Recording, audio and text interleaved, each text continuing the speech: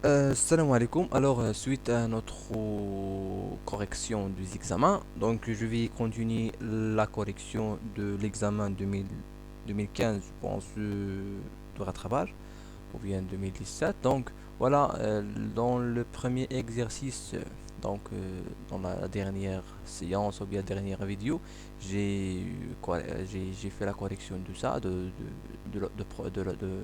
problème. Donc voilà, je vais continuer la correction de premier exercice. Donc voilà, on a trois signaux, 1 et 2 et 3, ou bien x, y et z. Voilà l'expression de chaque ces signaux, de chacun de ces signaux-là. Voilà, x de t est égal à exponentielle moins at, le y de t est égal à cosinus de p f0t. Et le troisième signal, c'est x de z de t égale à le produit entre les deux. Voilà, dans la première question, elle demande de tracer ces trois signaux. Alors voilà, donc il a déjà donné le A égale à 2 et la fréquence fondamentale, ou bien la F0 égale à 1 Hz. Donc voilà le petit traçage ici. Voilà le premier signal x de t, voilà un cosinus. Le deuxième signal, c'est le exponentiel moins at, voilà une pointe décroissant, voilà. Et le troisième sinus, c'est le produit entre les deux. Voilà, juste un petit traçage pour la question numéro un. Voilà, on passe à la question numéro 2. Voilà, la question numéro 2. Voilà, il demande de calculer y de f. La transformée Fourier le signal y de f. Voilà, le signal y de t, c'est le cosinus de pi f0t. Voilà, je vais donner juste la démarche et voilà, il faut continuer vous-même le calcul. Voilà. J'ai le cosinus de P, le cosinus de P. Voilà, le cosinus de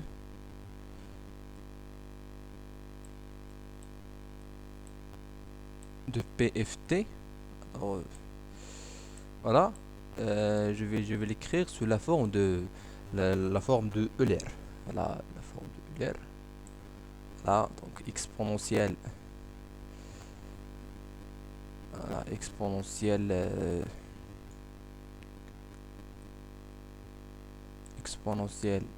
de pi de PF ou bien G ou bien le I, qu'est-ce que vous voulez, plus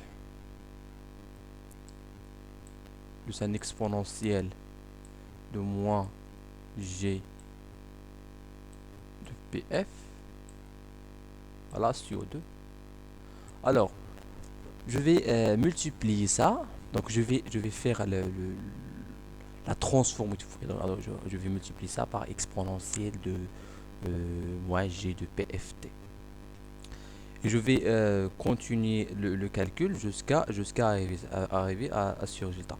Voilà, donc comment j'ai trouvé le Dirac? Le Dirac, c'est exponentiel, c'est la transformée de Fourier. Voilà, donc juste pour ne pas perdre de temps, donc voilà, je vais donner seulement, voilà, G de P de PF sur 2. Voilà, alors je vais faire un intégral. Donc, un intégral, donc voilà, c'est y de f. Non, y de f. Voilà, je signale. Alors, je vais multiplier ça par exponentielle de moins g de p f t. Alors, je vais faire ici, je vais faire une factorisation. Voilà, plus l'intégrale de ça fois exponentielle de lui-même. Donc exponentielle moins g de p f multiplié sur 2, voilà, sur 2 multiplié exponentielle moins G de P F. Voilà. J'ai fait ici une erreur, mais donc voilà. Ici, j'ai deux signaux, deux fréquences. Voilà, deux fréquences. Voilà, ici, j'ai un F0, F0, et ici, j'ai un F0. Voilà, F0. Voilà le F0. Voilà le F0. Donc, si je fais ce calcul-là, je vais sortir le 1,5, le 1,5, voilà. L'exponentiel de PFG et l'exponentiel de PFG, alors je vais faire la somme ou bien moins, et j'ai factorisé par moins. Donc, d'après notre cours, la transformée de Fourier de l'exponentielle, j'ai déjà fait ça, vous pouvez revenir au cours. Donc, l'exponentielle de moins G de P, oui, je vais dans les G, oui, G de P, F, T, c'est le Dirac, voilà, de F, moins, plus, F0. Voilà. Donc, voilà, je vais trouver finalement ce résultat-là. Voilà, j'ai le premier c'est un moins et le deuxième c'est un plus. Pour cela, voilà, ces deux termes-là. Voilà. L'expression finale, vous devez trouver c'est ce résultat. Voilà, pour faire voilà, le spectre fréquentiel.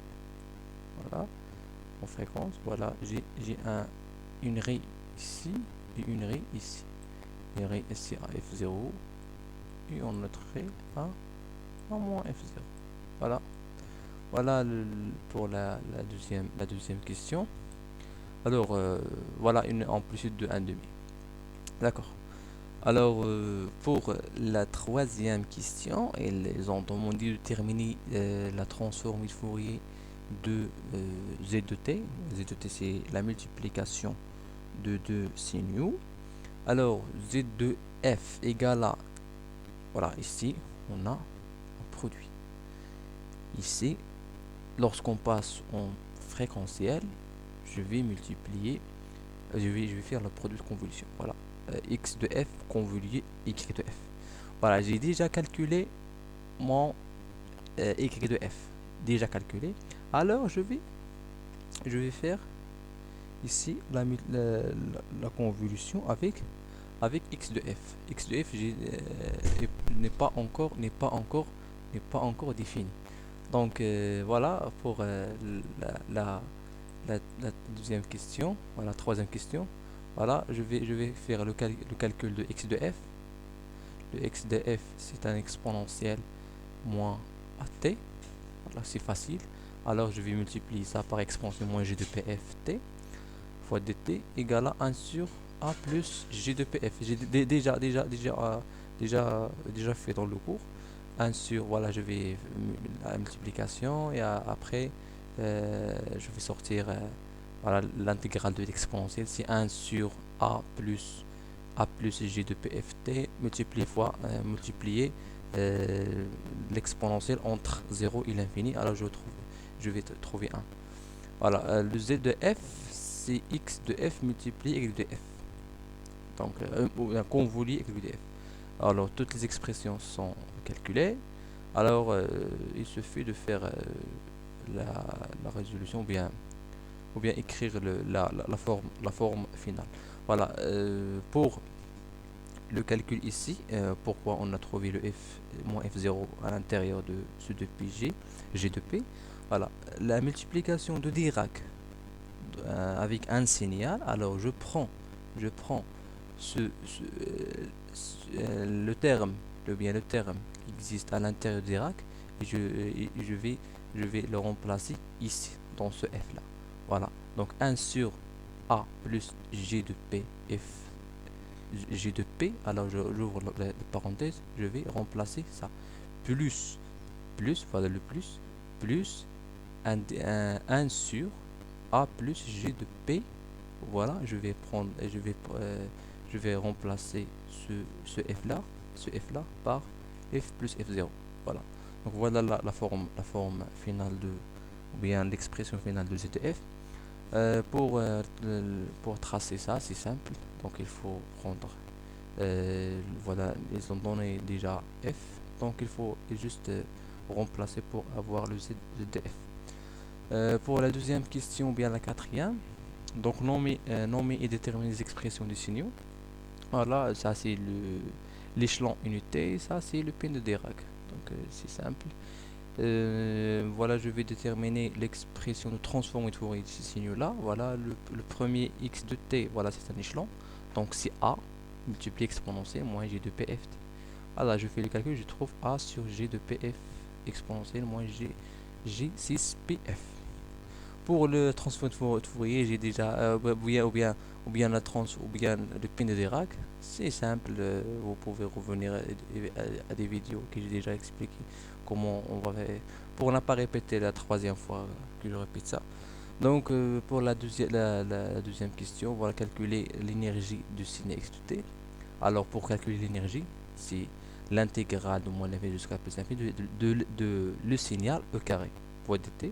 Voilà, je fais un intégral. Voilà, le signal commence de 3 jusqu'à l'infini, donc 3 plus l'infini de 1. Donc je vais prendre a égale à 1. Voilà le 1. Donc dt, donc c'est plus l'infini. Alors j'ai trouvé le plus l'infini. On déduire si le signal. Alors, si je trouve l'énergie égale à l'infini, alors directement le signal a un puissance moyen fini. Toujours, si je trouve l'énergie qui est égale à l'infini, donc tend vers l'infini, alors directement la puissance moyenne est finie.